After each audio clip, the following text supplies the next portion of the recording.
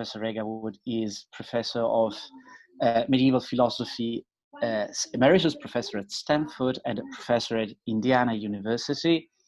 She is well known for her wonderful work on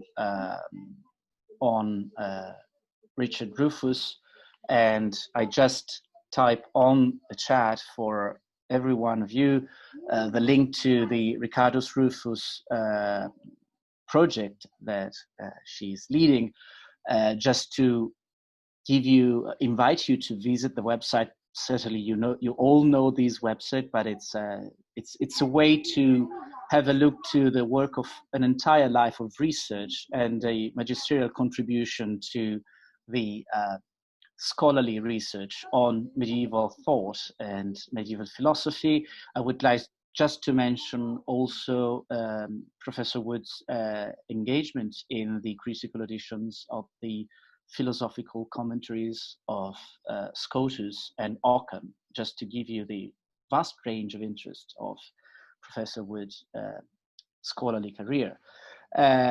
She's talk this afternoon is on the powers of the soul and the origins of the formal distinction. So the floor is yours, Professor Wood, and thank you again for joining us. Thanks for that generous introduction. It is perhaps appropriate that this, the last presentation in the series, should be unfinished. So I have a couple of excuses for that. Perhaps most importantly, our preoccupation with getting the first volume of Rufus's Metaphysics commentary out.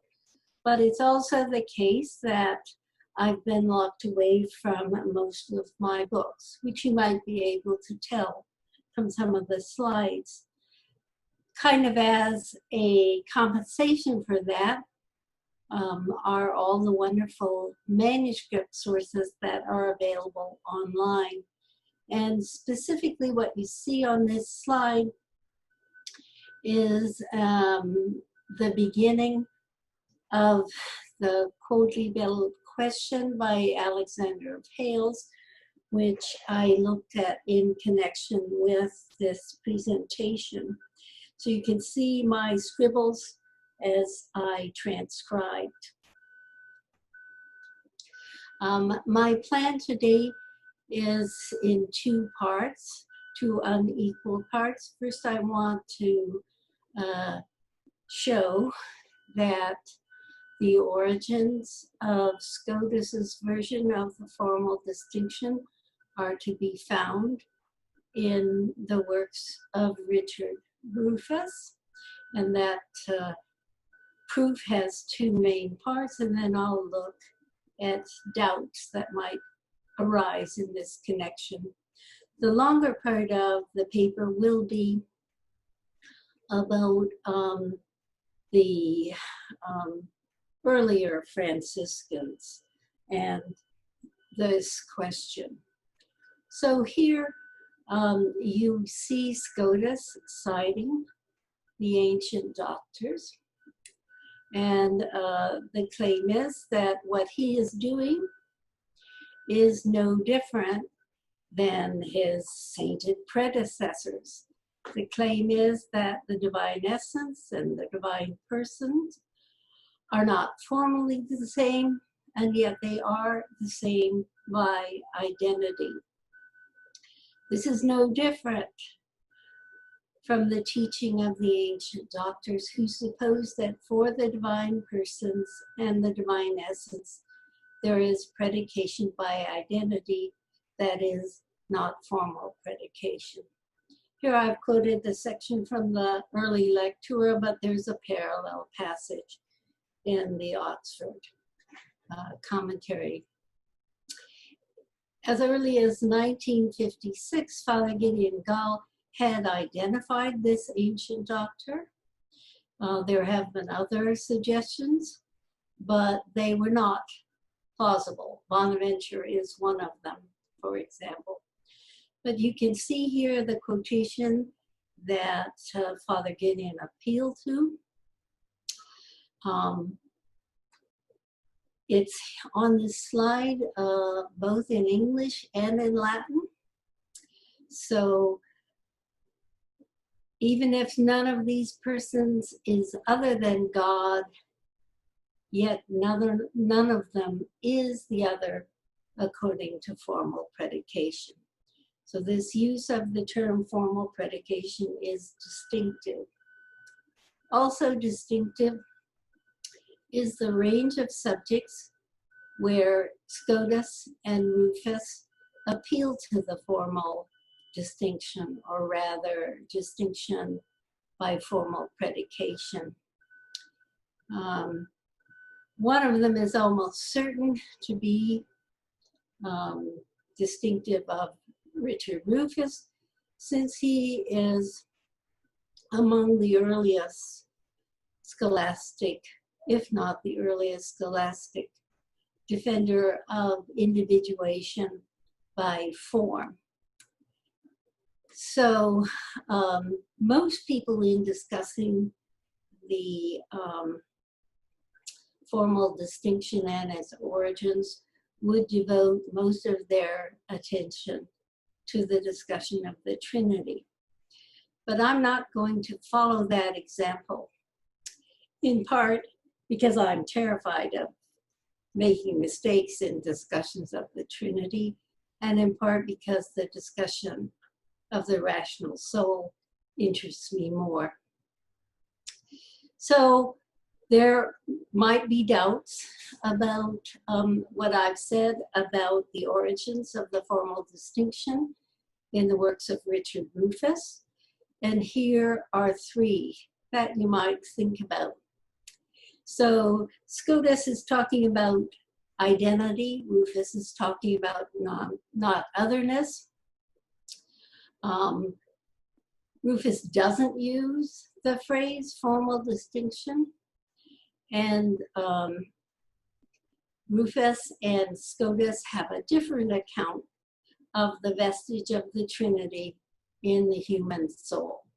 So specifically, they have different accounts of the roles played by the powers we have and our acts. We can take this up in the discussion if you'd like. So I want to claim first that this business of talking about not otherness rather than identity is to be understood as an instance of piety and not a case of an important philosophical difference. So here you have quotations from three important sources which follow the practice that Rufus is engaged in. So correctly, we speak of a monad, flowing into three, because every essence naturally is prior to its potency. And in fact, that the same unity is found multiplied in three signifies that the soul is constituted not by parts, but as a whole in its singular powers. I'm hoping you can see my cursor. Can you? Good. Okay. Or can we say that reason alone, or wrath alone, or concupiscence alone is the third part of the soul, since reason is not other and not less in substance than the soul. Neither is concupiscence other or less than the soul, but they are one and the same substance, with the words being used differently according to the different powers. So this, it seems to me, to suggest that the origin of Rufus's terminology has to do with his piety and not a philosophical difference. Then there's the question of the use of the phrase formal distinction. So in its most standard description, we can say that there is formal identity when the definition of one thing includes the other. And there's formal distinction when the definition of one does not include the other. And specifically, the definition of the soul does not include the definition of its powers, memory, intellect, and will. So that's the standard account, though it is simpler than Scotus normally use.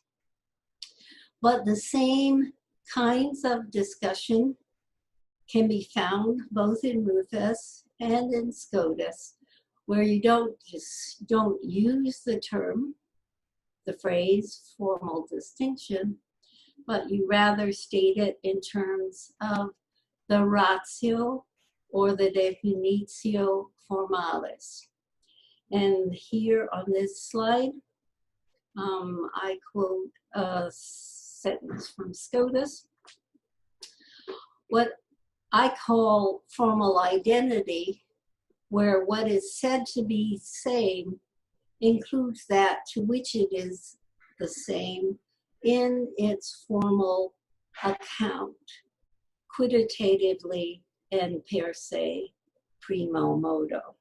So notice the phrase per se primo modo, because you will also find that in Richard Rufus. So here we have, again, Scotus discussing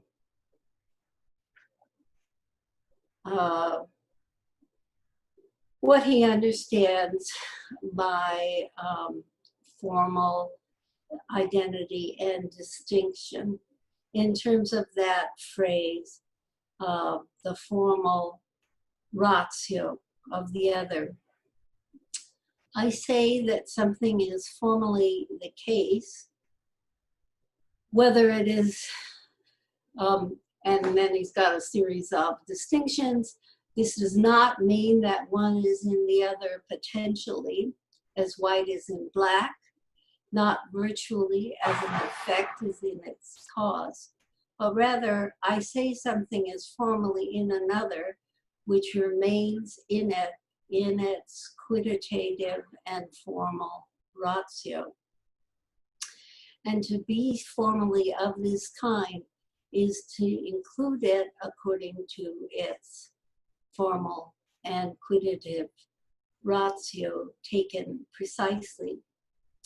And then you get the statement of the contrary. I understand by non-formal identity when one does not pertain to the formal account or ratio of the other, so that if it were defined, that definition, its definition wouldn't pertain to it. And here's Rufus making basically the same point. Each of these three powers is the whole essence of the soul. It is one essence, but none of the powers is the other. But they differ not accidentally nor essentially unless we extend the term essence to its quiddities and definitions. Therefore, when we say the true is loved and the good is understood, that is true, but not as a case of per se primo predication. But when we say the good is chosen or loved and the true is understood, that is per se primo predication. So true and good differ generically, and so do cognition and love, and for that reason the one is not included in the definition of the other. And that in virtue of which these three powers differ, are neither three substances nor three accidents, but rather that in virtue of which their rationes or definitions differ are their formal accounts or definitions. So this business of per se predication helps, I think, to demystify the account of formal predication, and it's common to both thinkers. So again, I would claim that there's plenty of similarity between the two thinkers, adequate to justify Father Gideon's very early discovery that this is the ancient doctor that Scotus has in mind. We look then at the problem that distinction by formal predication is meant to solve. And that's that there are arguments both for identity and for difference. So we say that the optics of the powers of the soul are essentially the same, namely that the true and the good are essentially the same. The difference between the two here is claimed to be conceptual. So the powers must be the same. And that's the idea that though the intellect is the power of the soul that grasps truth, the same object seen as good is grasped by the will. And then there's what I take to be the most important authority, namely that a living thing has only one life, and therefore the powers in virtue of which it lives must be the same. And here, the principal authority is Augustine's De Trinitate 10. And this is a bit of a complicated text to translate, so I can take you through it a little bit slowly, but also for those of you who are not comfortable with Latin, I've included a quotation, translation I'll let you look at for a moment. But let's try first with the Latin. Memory, intelligence, and will are one essentially. These three things, since memory, intelligence, and will, since they're not three lives but one lives, neither are three minds but one mind. And as a consequence, neither are they three substances, but they are one substance. Of course, memory is called mind and substance, considered as in itself, or said in relation to itself. It is called memory, said in relation to something else, relatively. Of course, intelligence and will are also said relatively ad aliquid. But the life of each of them in relation to itself is mind and essence, and therefore these three are one, by one life, one mind, and one essence. And whatever I wish or remember, I understand as a consequence. And it goes on. Now, let you look briefly at the English in case you find that helpful.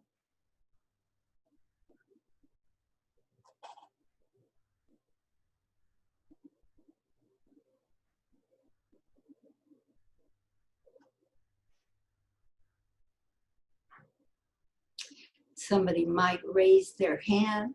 I'll know when to move forward.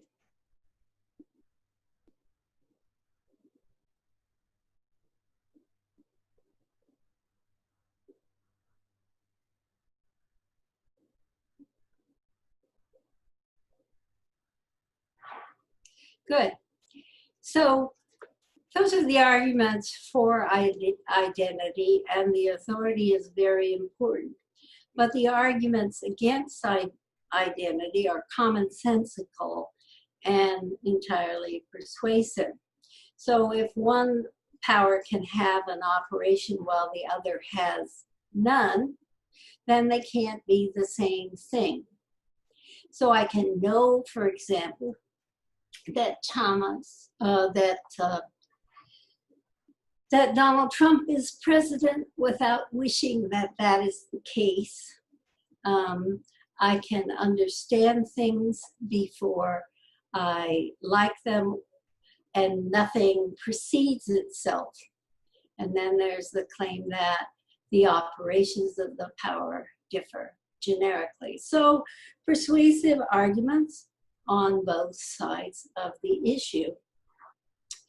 And Richard Rufus thinks that neither side of the argument can be right. And he takes up another issue that has to do with the simplicity of the soul as opposed to divine simplicity. So the claim is that only in the Godhead is being and acting the same, or having and being had the same. So excuse my absence of eloquence. The claim is that the rational soul cannot be the same as its capacity, and also cannot be different. So if it's the same, then it can't be numbered. You can't say that we have 3 powers. There will only be 1 power for the soul, and that is an absurd claim. We have more than 1 power. If they're not the same, then a consequence seems to be that our powers add something to the essence of the soul, making it a composite, and you can't affirm that. So the claim is the soul is simple. It is not as simple as God, but we cannot be committed to the claim that it's composite. So in response to that, he's going to claim that the powers of the soul are in effect the same as the soul. They are that by which the soul lives. And you'll recognize the Boethian distinction between quo est and quod est. Now I want to look at Alexander of Hales and his response to the same problem, which he puts in similar terms. So he uses the much simpler De Spiritu et Anima, which at the time that Alexander is active was attributed to Augustine. You notice that I have up here the date 1236 to 1244, meaning that we don't really know when this Codivet was authored, but the same view is stated much earlier in about 1225. So this is clearly a view stated well before Rufus. And the arguments against identity are going to be similar. Only God is what he has. The soul has its power, and the soul, therefore the soul cannot be its powers. and the same argument based on the distinction quod est and quo est. And finally, the claim is that they cannot be the same because the soul is a substance, while its powers belong to the category of quality. They are accidents, is the claim, which is stated by William of Auxerre, among others. And then here is Alexander's solution. So when we say that the soul is its powers, this should be understood to mean that its powers inhere in the soul substantially. For this is the difference between habits and powers in respect of the soul.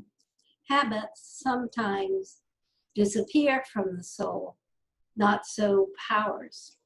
And therefore, the powers are substantial to it.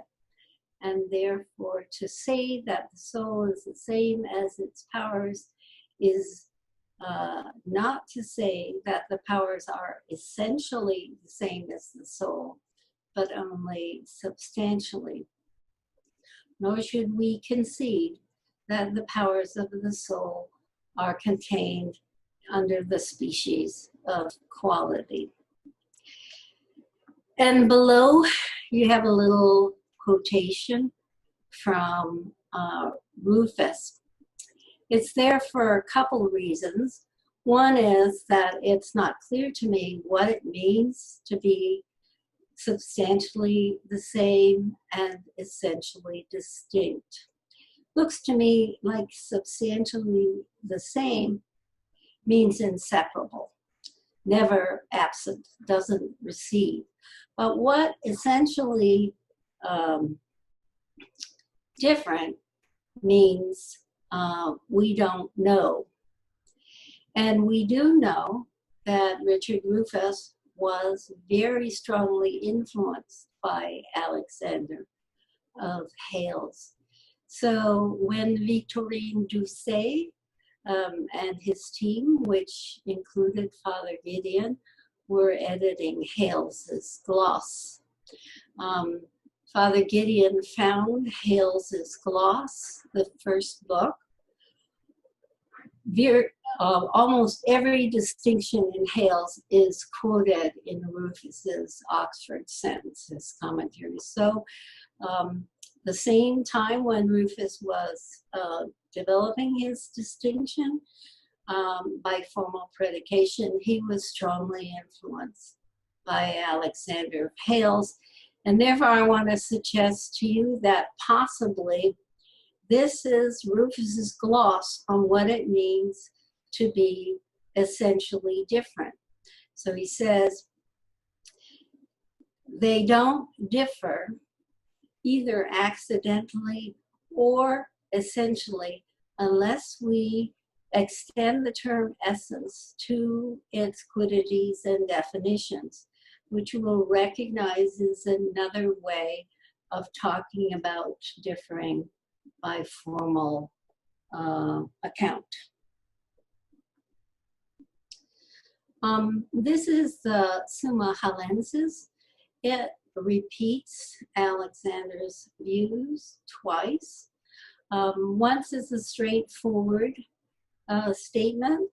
We should say that the soul is some part of it, as making this distinction between the substantial powers or vires on the one hand and accidents on the other, insofar as the powers substantially adhere and are one with the soul as to substance.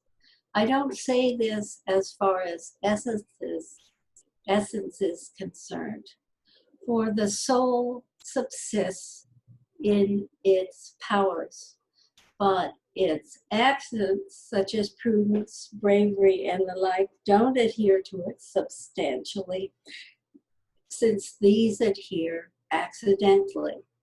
Hence, the powers are called substantial, and they are the same as the soul by reason of their individuation, their unity with, shall we say, and substantial adherence. And by contrast, the accidents are not so connected and don't adhere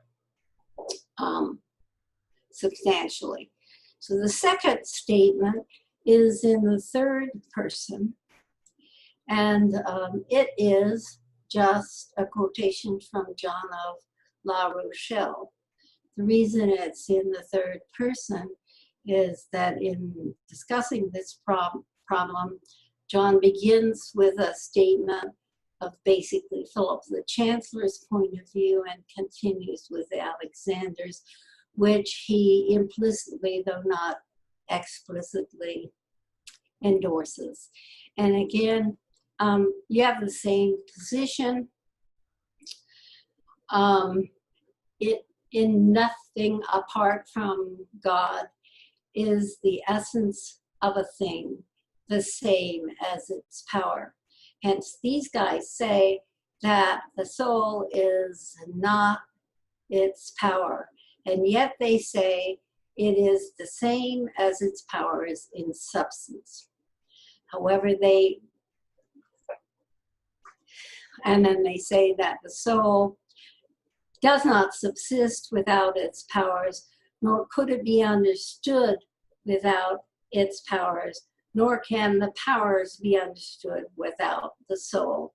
Hence, the identity which Augustine posits refers to substance and not essence. So the same view, differently stated on the second occasion. I mean, both are in the section of the Summa, which is attributed to an author called Considerans. But the second and more commonly discussed section is just a quotation from John of La Rochelle's. And I take the claim to be here that what's important is the inseparability of its powers from its essence. Rufus has a similar account, but it is, I take it, slightly different. He says, in reply to the third question, perhaps we should say that the three powers of the soul are not three substances, nor are they three accidents. For it is entirely the case that a natural power is not an accident. What therefore is a power of the soul? Perhaps it is the principle of the soul's proper operation. And the proper operation of the soul is life, according to Damascene. Therefore, the three powers of the soul are a triple principle of a threefold mode of life. We say life multiply because affection is life and cognition is also life. Nor can a natural power belong to a different category than that whose power it is. Hence, the natural power of a soul is not in another genus than the genus of substance, nor is it the same as substance, but it is rather a substantial quality or a substantial differentia of the soul. So what initially struck me in Alexander and in John and Considerans was this use of the term substantial. So you're talking about positing something that does not fit neatly into the Aristotelian categories as a response to what looks like what would otherwise be an intractable problem. the main difference I see is that in the earlier authors, we get an emphasis on inseparability. And what we're looking at here in Rufus is that these are the proper operations without which the soul is not the soul. This is what is the life of the soul, is the operation of its powers. So now I'm going to look at what I take to be resemblances between Scotus and his earlier Franciscan predecessors. So you'll notice that I've got 4 kinds of resemblance. The first, the contrast of essence with absolute, the essence is absolute with the powers as relatives, I'm going to skip. Not because it isn't common to Scotus and the earlier Franciscans, but because it is not distinctive. Everybody makes these kinds of claims. And so it will enable me to skip 4 slides, which, however, I can come back to if somebody is interested.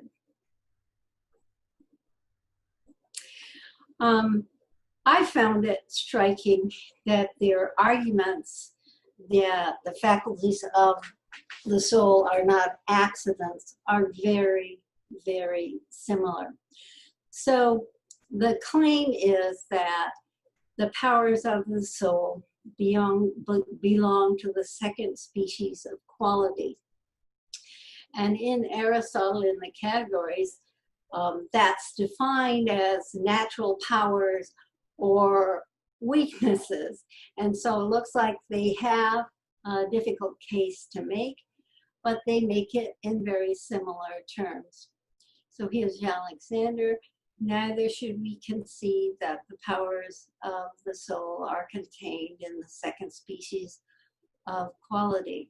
But when we are talking about the second species of quality, which is natural potency or impotencies, this does not refer to the essence of the power, but rather to its facility or difficulty, as is evident from the philosophers' examples.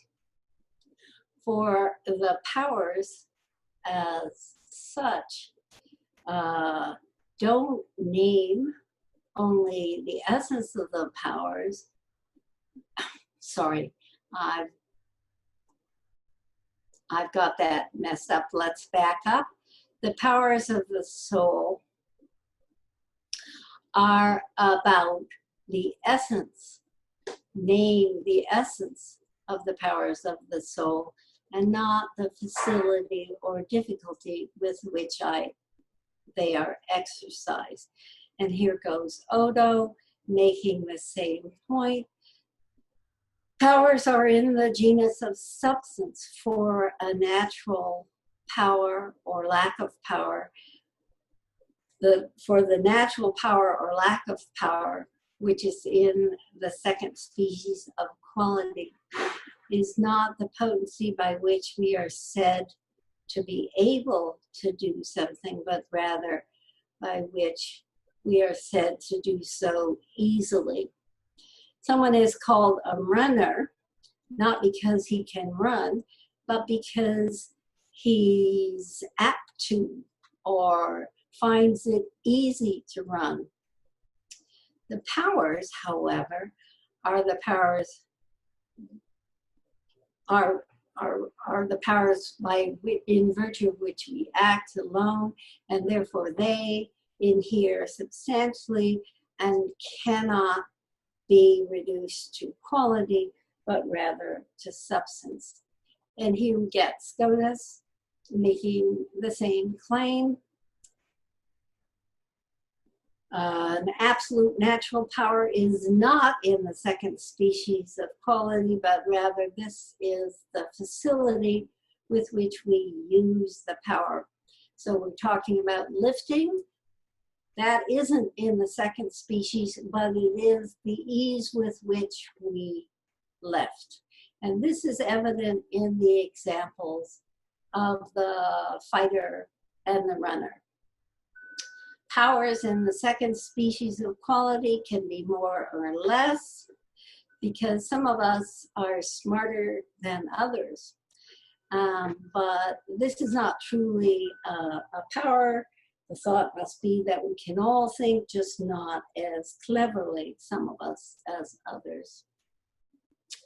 So I think this looks like the same argument.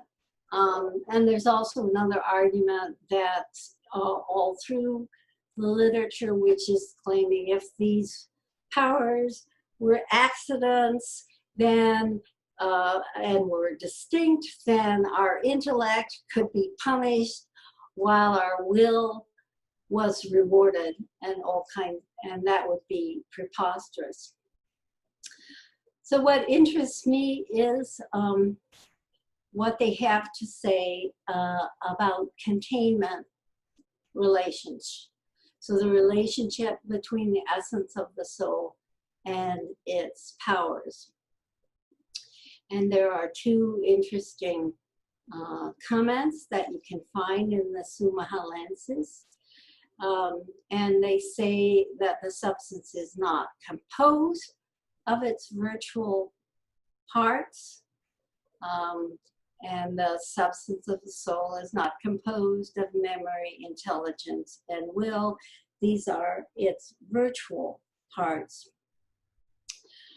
What are properly called virtual parts agree in the substance of the soul and differ in virtue of their acts, which are specifically different. So medievals have a richer concept of parts than most ordinary modern people. So there's the integral parts, which we normally restrict ourselves. And here, this olive is an integral part of my martini. In fact, I claim that you need more than one. The essential or generic parts of this drink are, in modern terms, an ethyl group and a hydroxyl group. In medieval terms, an essential part of a human being is to be animal. And the virtual or potential powers of this martini might be its power to inebriate or fatten. So those are the kinds of parts that we're familiar with in most medieval accounts. And this is just a slide where you get Rufus making the distinction between essential and virtual parts. So a virtual whole is common by predication, but there is only one essence to which its diverse powers pertain. And therefore, having virtual parts doesn't make the substance to which they pertain multiple. So it's a single source. The essence is the cause, the powers are the effects. And in the case of essential or generic parts, people have more than one essence, than one quiddity. So here's what Rufus has to say about virtual containment. In truth, the soul is a lot like a genus, as Boethius says, but it isn't properly a genus, but rather a virtual whole. And it has three virtual parts, namely these powers we've spoken of. So when we say, what is the power of the soul? We can say, if we please, that it is a part of the soul, but not essential, not integral, but a virtual or qualitative part. And this is the same as to say it is the principle of its proper operations. Unless we think that the soul's identity as a vestige of the Trinity should have brought him into heresy, here we go with Rufus guarding himself against that claim, right? The persons of the Trinity, unlike the powers of the soul, are not virtual parts. They are not integral parts, not involved in the composition of an accident in a subject, not essential parts, and not virtual parts. So there's a limit, of course. Scotus departs from the tradition. He speaks about unitive containment, and this is a rather complicated concept I cannot claim to understand, but he's suggesting here that they are, as it were, passions of the soul. So this is the second class of unitive containment, which is at play here. When the subject unitively contains things which are, as it were, passions, as the passions of the soul are not things different from, I got myself stuck on the soul. The passions of entity are not things other than entity, since whenever a thing is determined, an entity is true and good.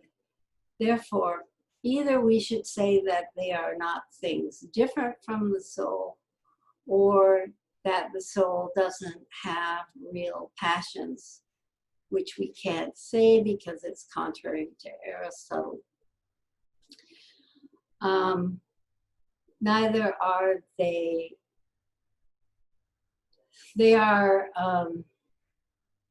no less passions of the essence for not being the same, quiddative. They are no less real passions than they would be if they were really different things. And similarly, the powers of the soul are not formally quiddatively the same, neither between themselves or with the soul, nor are they other things, but they are the same by identity. Therefore, they have this distinction according to its formal rationes, as they would have if the distinction were real, if they were things really distinct. Therefore, the powers of willing and understanding are unitively contained in the essence of the soul. And like the earlier Franciscans, Scotus says of our powers that they aren't full-fledged substances. He refers, using this rather mysterious phrase, mera ipsa substantia, or some perfection contained identically in substance. And you also get the claim that they are quasi-passions of the soul. So I want to claim that Scotus and his Franciscan predecessors are alike in that they stress the powers that pertain to a single life. They argue against the claim that our powers can be accidents in the same way. They posit containment relations between the essence of the soul and its powers, and they suppose that the soul's powers are diminished beings. And for me, this means that there is continuity in the tradition. There are also lots of differences. And it's getting a bit late, but we can perhaps return to this in case people want to base questions on the differences. So again, there is this continuity. Not only do they claim that these powers cannot be accidents, but in order to defend the view that there's a single life, they are willing to dispense with the neatness of the categorical distinction and to permit entities that are neither accidents nor substances. There are sorts of quasi-substances. According to this tradition, what's wrong with William Elixir and subsequently Aquinas is that they cannot suppose that we have one life, but must suppose that we have distinct lives of understanding and willing. They must be committed, according to our Franciscans, to claim that some of our faculties could be rewarded while others were punished.